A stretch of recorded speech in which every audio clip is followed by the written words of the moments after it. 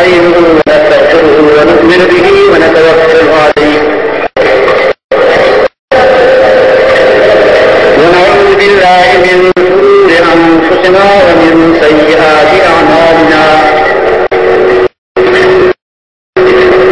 من يهده الله فلا مضل له ومن يضلل فلا هادي له ونشهد أن لا إله إلا الله وحده لا شريك له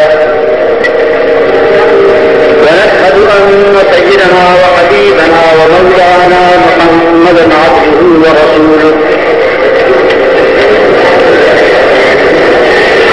صلى الله تعالى عليه وعلى آله وأصحابه وأزواجه وأتباعه وبارك وسلم تسليما كثيرا كثيرا. أما بعد فأعوذ بالله من الشيطان الرجيم. بسم الله الرحمن الرحيم. يا أيها الذين آمنوا هل أدلكم على تجارة تنجيكم من عذاب أليم تؤمنون بالله ورسوله وتجاهدون في سبيل الله بأموالكم وأنفسكم ذلكم خير لكم إن كنتم تعلمون. يغفر لكم ذنوبكم ويدخلكم جنات تجري من تحتها الأنهار ومساكن طيبة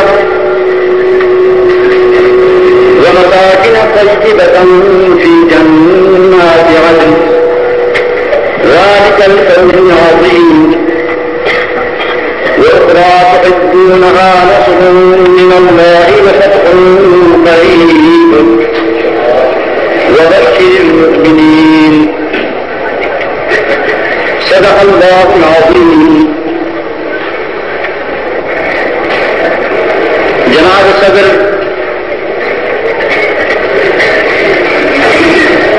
برادران ملت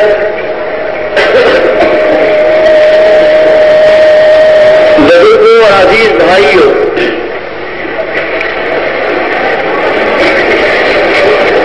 نظام شریعت کنونشن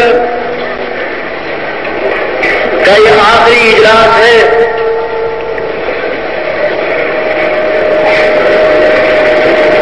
نظام شریعت کے نام سے یہ بات واضح ہو جاتی ہے کہ اس کنونشن کا مقصد اور اس کا پروگرام کیا ہے.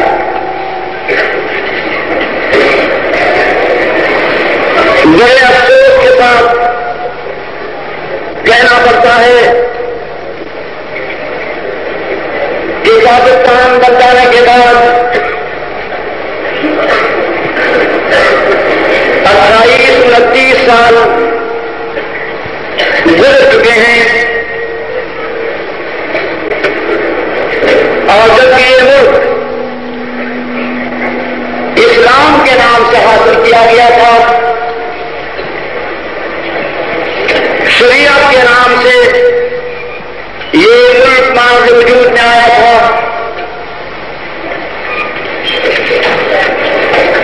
پاکستان کا مطلب کیا؟ لا الہ الا اللہ کا نعرہ لگا کر مسلمانوں کو پاکستان بنانے پر اکٹھا کیا گیا تھا. لیکن آپ نے دیکھا 28 برس کی تاریخ اس بات کی شاہد ہے کہ یہاں کے حکمرانوں نے یکے بعد دیگرے ہمیشہ اسلامی نظام کے قیام سے انحراف کیا. اور آج تو ایسا محسوس ہوتا ہے کہ پاکستان بناتے وقت مسلمانوں کو اسلام کے نام سے دھوکہ دیا گیا تھا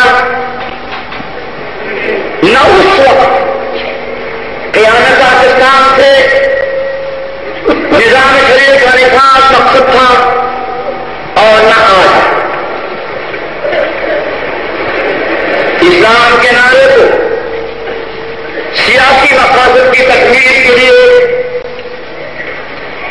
مسلمانوں کو دھوکہ دینے کے لیے پیش کیا گیا تھا. آخر آپ بتائیں کہ اسلام کا نظام، اس کے نصاب میں کیا مشکلات ہیں؟ وہ نظام کیوں نافذ نہیں ہوتا؟ اس میں رکاوٹ کون ہے؟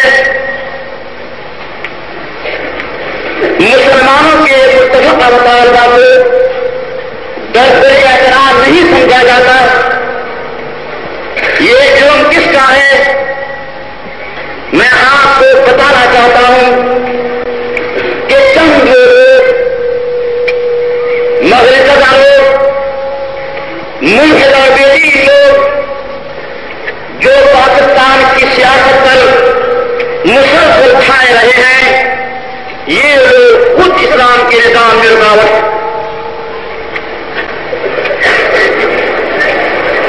اور میں تو کہا کرتا ہوں کہ حقیقت یہ ہے کہ ہم آج تک آزاد نہیں ہوئے. ہماری آزادی بھی دھوکہ. اس لیے کہ جب کوئی غلام ہو وہ آزادی کی جنگ لڑتی ہے اور سامراجی طاقت کو شکست دینے کے بعد جب آزاد ملک کی حیثیت سے وہاں پر آزاد حکومت قائم ہوتی ہے تو آزاد حکومت کے پہلے اجلاس میں لازماً دو فیصلے کیے جاتے ہیں. تاریخ عالم اٹھا کر دیکھیں، کسی بھی غلام قوم نے عظیم قربانیوں کے بعد جب بھی آزادی حاصل کی ہے تو آزاد گورنمنٹ کی کیبنٹ میں سب سے پہلے دو فیصلے کیے ہیں.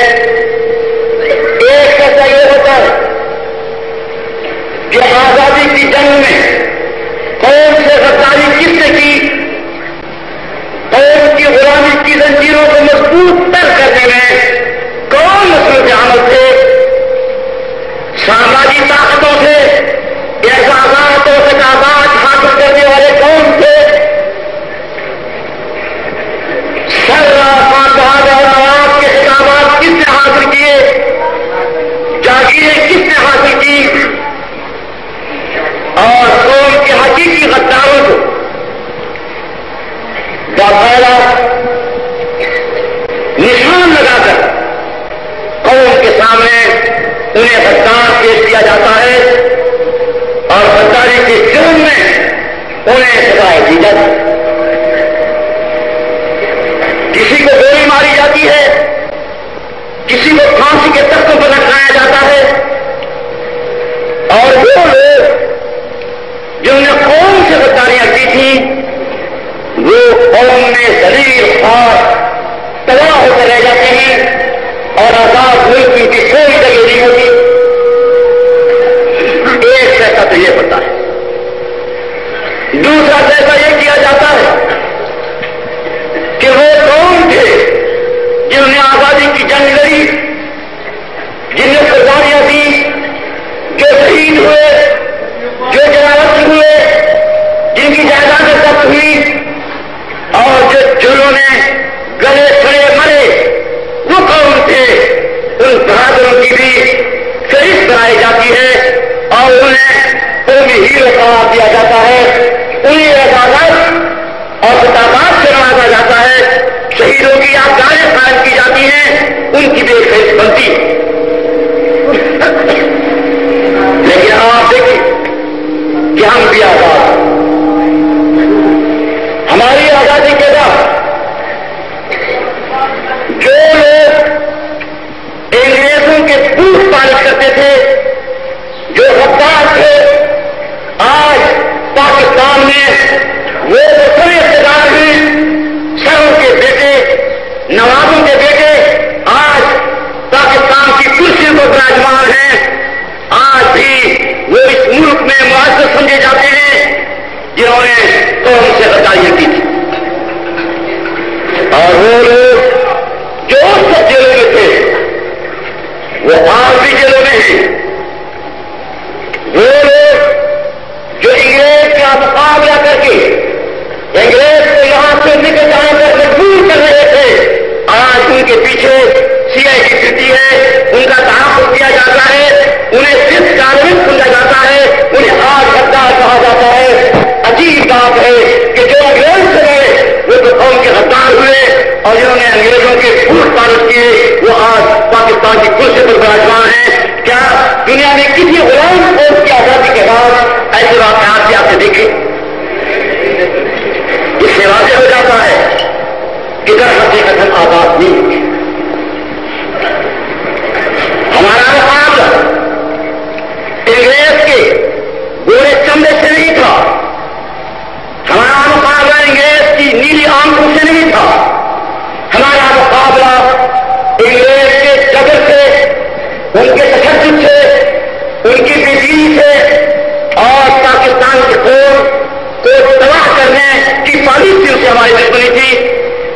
آج بھی اگر وہی پالیسیاں ان کی چل رہی ہیں تو ہمیں کوئی پرواہ نہیں کہ چمڑا گورا ہو یا کالا ہو، ہماری جنگ دونوں کے ساتھ جاری ہے. ہماری آزادی کی جنگ آج بھی جاری ہے اور اس وقت تک جاری رہے گی جب تک غداروں کو ملیانے سے کر دیا جاتا اور جب تک آزادی حاصل کرنے والوں کو ملک کا مقام نہیں ملتا جس سے ہوتے ہیں.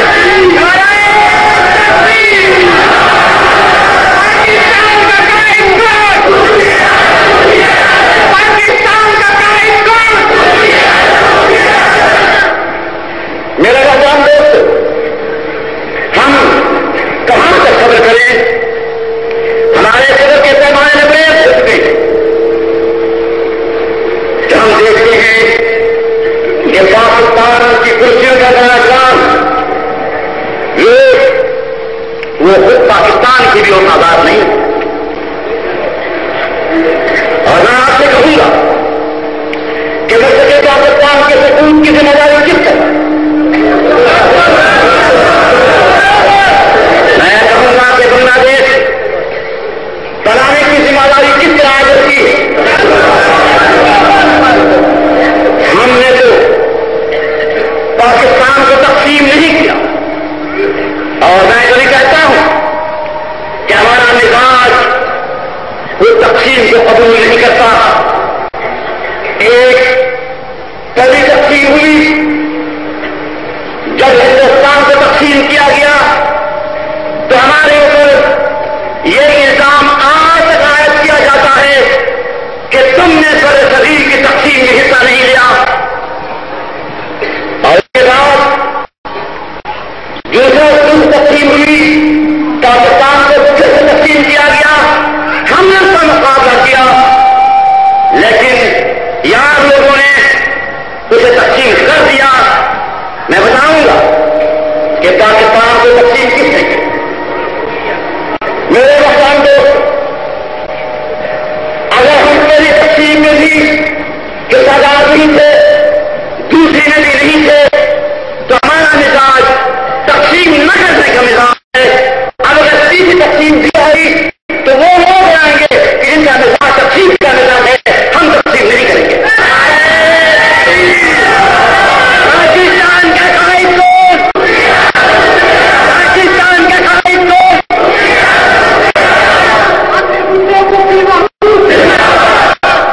میرے محترم دوست، اگر ہم ہندوؤں کے ساتھ بھی تقسیم کریں تو ہم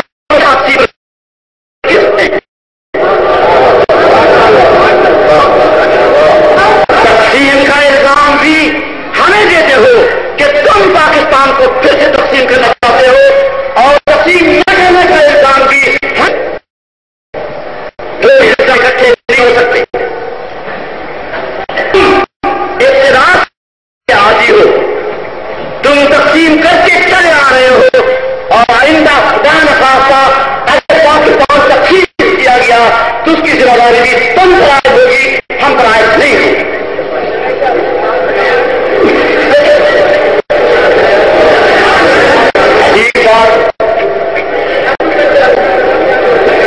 کیا آپ کو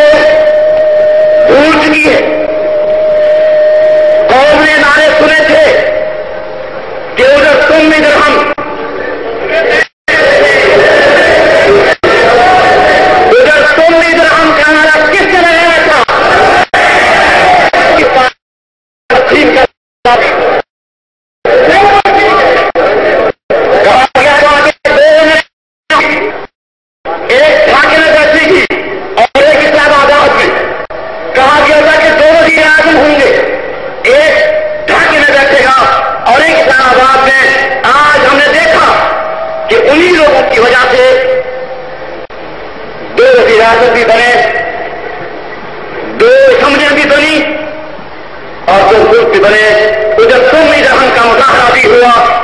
آپ اندازہ لگا سکتے ہیں کہ تقسیم پاکستان کا جرم کس ہے. آج ہمیں غلط کہا جاتا ہے، نیشنل کو غدار کہا جاتا ہے اور یہ کہا جاتا ہے، سپریم کورٹ میں مقدمہ چلایا جاتا ہے کہ نیشنل پارٹی کو بین کر دیا جائے. یہ ملک کو پھر سے ٹکڑے ٹکڑے کرنا چاہتی ہے. میں کہتا ہوں کہ ان کا الزام ہے کہ یہ پھر سے ملک کو تقسیم کرنا چاہتے ہیں. ابھی تقسیم کیا تو نہیں، کرنا چاہتے ہیں. ان کے ارادے اچھے نہیں ہیں، ان پر مقدمہ چلاؤ. میں کہتا ہوں جو تقسیم کر چکے ہیں پہلے مقدمہ ان کو چلاؤ.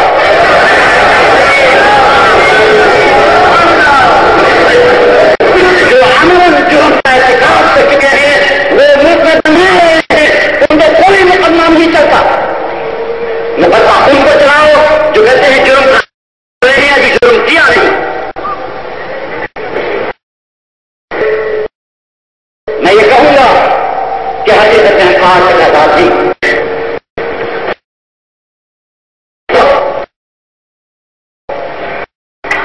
ہم نے جو یہاں یہ اجتماع رکھا، یہ اجتماع کس جذب کے ساتھ اور کس گرو کے ساتھ یا اس مسجد میں بیٹھ کر ہمیں سے منعقد کر رہی ہے. 2044 اجتماع کا ضروری ہے اور میں تو ہمیں کہتا ہوں کہ تمام 10,044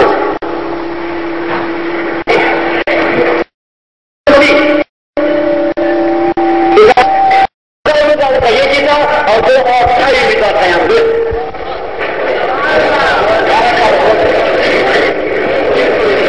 42 کی اسمبلی میں 2.5 امیدوار کامیاب کرائے گئے اور قومی اسمبلی میں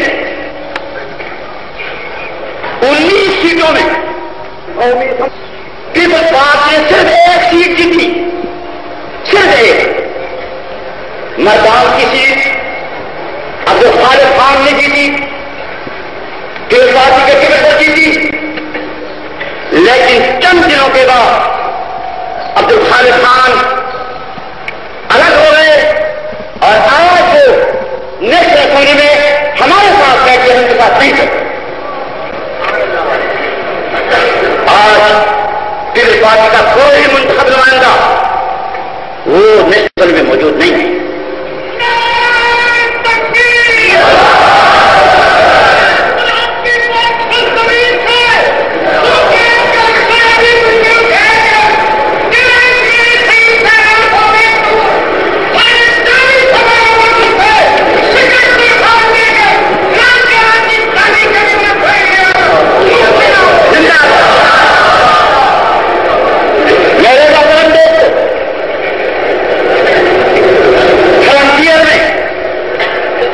مکمل طور پر پیپلز پارٹی کو مسترد کر دیا تھا وہاں کے لوگوں نے. اور صرف پیپلز پارٹی ہی نہیں بلکہ جیسے وہ نوجوان کہہ رہا تھا وہاں خود چیئرمین صاحب بھی مسترد کر دیے گئے. جہاں سے پارٹی اور پارٹی کے چیئرمین کو مسترد کر دیا گیا تھا، آج وہاں دیکھو کس کی حکومت ہے. 2.5 ممبر صوبائی اسمبلی میں اور قومی میں 1 بھی نہیں. آج وہاں وہ حکومت کرتے ہیں. بلوچستان میں قومی اسمبلی میں وہ 1 سیٹ نہیں جیت سکے، 0 پوزیشن.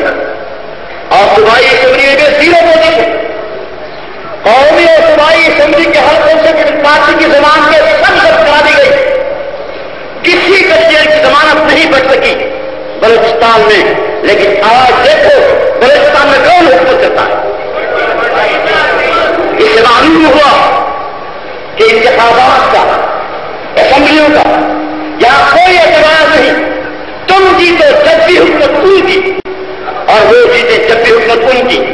ایسی جمہوریت پر لعنت.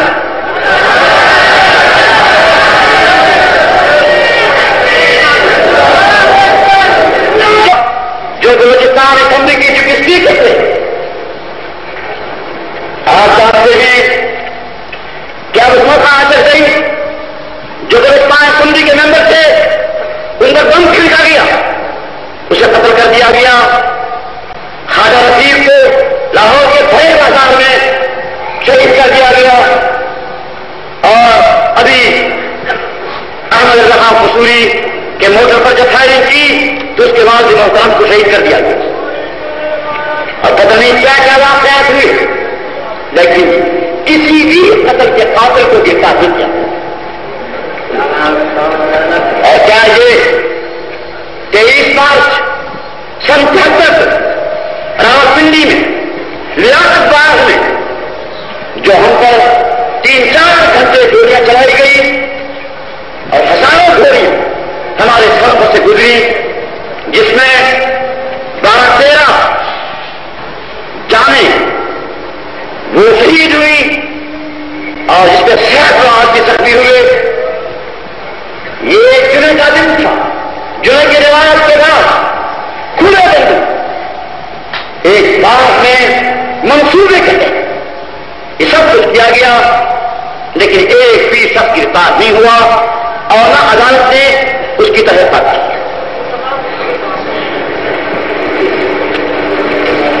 اور اس وجہ سے میں کہا کرتا ہوں کہ سیاسی قتل کا قاتل ہمیشہ نامعلوم ہے. سیاسی قتل کی نشانی یہ ہے کہ اس کا قاتل گرفتار ہے. یہ تمام جتنے بھی لوگ تھے ان کا قاتل معلوم نہیں ہے، معلوم ہے تب بھی معلوم نہیں. اور میں یہ بھی کہتا ہوں کہ پاکستان کا قاتل نہ معلوم. 13 کروڑ انسانوں کا پاکستان، 13 کروڑ مسلمانوں کا پاکستان قتل ہوا، سر گزر اور دھڑ گزر ہوا قتل. چوراہے کی لاش آج بھی پڑی ہوئی ہے، لیکن قاتل نہ معلوم، قاتل نہ معلوم. یہ سیاسی قتل ہو رہے ہیں. جس ملک میں سیاسی قتل ہو، سیاسی مخالفین کو جیلخانہ بند کر دیا جائے، جس ملک میں تمام شہری آزادی کو سلب کر دیا جائے، اس ملک کے چلانے والوں کا کیا حشر ہوگا. اور آپ بہت جلد دیکھیں گے کہ ان کا حشر کیا ہے.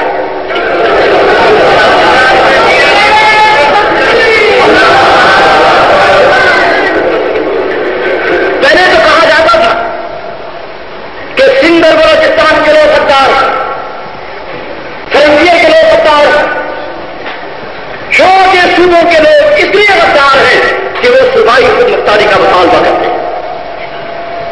لیکن اب پنجاب کی غدار کے خلاف اب غداری ایک قدر مشترک ثابت ہوئی. پنجاب سے بھی مصطفیٰ خاصا اور حنیف رانی وہ بھی صوبائی خود مختاری کا مطالبہ کرتے ہیں. اگر صوبائی خود مختاری کا مطالبہ غداری ہے تو پھر پنجاب بھی غدار. ہمیں خوشی ہوئی کہ ہمارے ساتھی ہمارے ساتھیوں میں اضافہ ہوا. پنجاب کے لوگ، میں آپ سے گلا کرنے آیا ہوں، وہ یہ کہ آپ سن 70 کے انتخابات میں دھوکہ کھا کر ایک پارٹی کو روٹی کا مقام کے نعرے سے دھوکہ کھا، باوجود کے فرنگیر کے لوگ آپ سے زیادہ کریں، روٹی کا مقام کے وہ آپ سے زیادہ محتاج، بلوچستان کے لوگ آپ سے زیادہ غریب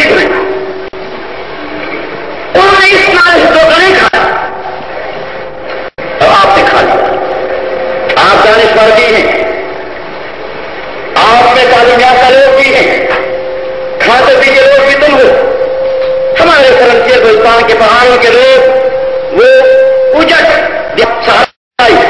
بیکاری غریب مفلس اللہ، پانی تک ان کو نہیں ملتا، پینے کا پانی نہیں ملتا، وہ تو ایک فیصلہ صحیح کرے اور آپ غلط فیصلہ کریں جس کی دلیل یہ ہے کہ آپ اب پشیمان ہیں۔ آپ کا یہ اجتماع اس بات کا بین ثبوت ہے کہ آپ ان سب کے فیصلے پر نازم ہیں،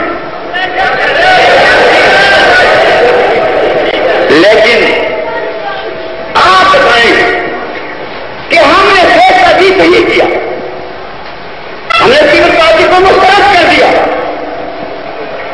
وہاں پر حکومت کرنے کا حق ہمیں حاصل ہوا، ہم نے حکومت کی، ہماری حکومت بھی اس بات کی دلیل ہے کہ وہاں ہمارا حق تھا حکومت کرنے کا، لیکن آج مرکزی حکومت نے آپ نے جس پارٹی کو آگے بڑھایا اور جس نے مرکز میں حکومت سنبھالی، مرکز کی طاقت آپ نے اس پارٹی کو بخشی، آپ کی اس بخشی ہوئی طاقت کو غلط استعمال کر کے وہاں ہماری حکومت ختم ہو گئی، اور آج بلوچستان میں فوج مسلط، 6 ڈویژن فوج آج بلوچستان کے غریبوں پر مسلط، کہ یہ حقیقت فرنسیئر کے لوگ، بلوچستان کے لوگ آج ہزاروں کی تعداد میں جیلوں میں ہیں، انہیں ٹارچر کیا جا رہا ہے، اذیتیں دی جا رہی ہیں، ہم کو یہ اذیتیں کیوں دی گئی جب ہم نے صرف پارٹی کو مسترد بھی کر دیا تھا، لاحق بھی ہمارا تھا،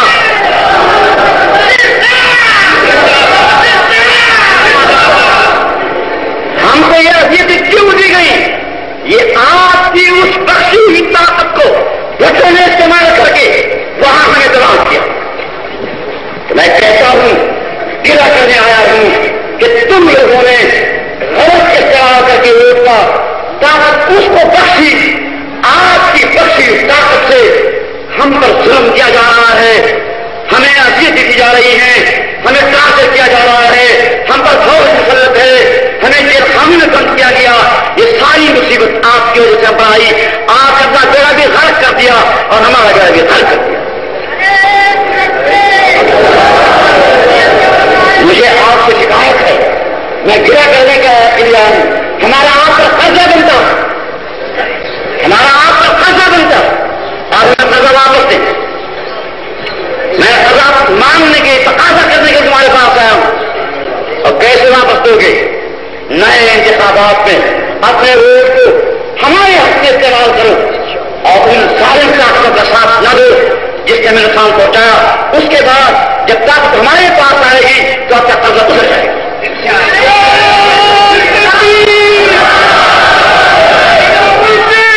پاکستان کا قائم سوچ، پاکستان کا قائم سوچ، بھٹو مفتی محمود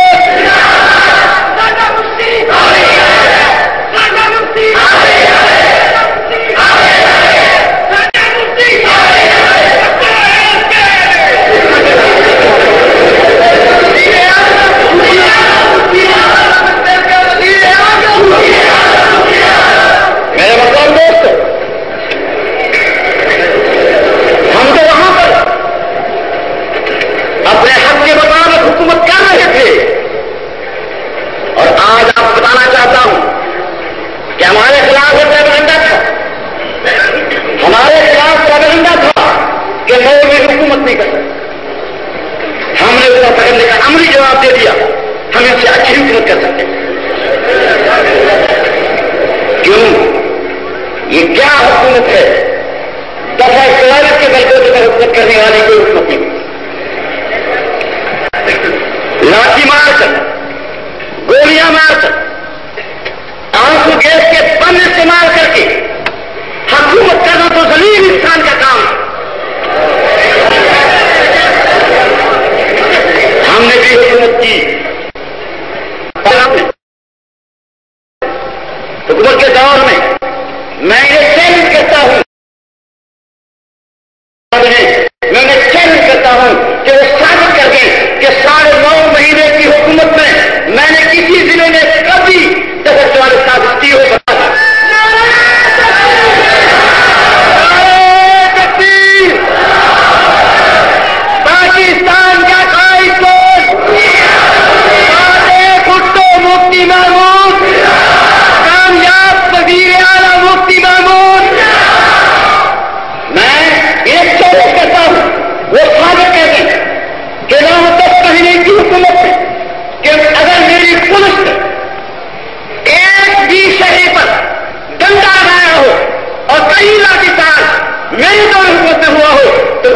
صرف ایسے ہو جاؤں گا.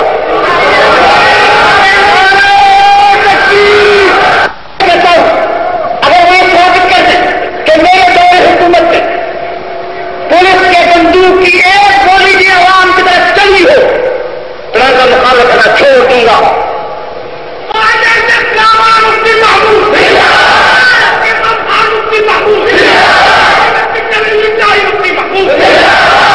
اگر میں نے ایک دفعہ بھی کسی طرح کو منتشر کرنے کے لیے آنسو کے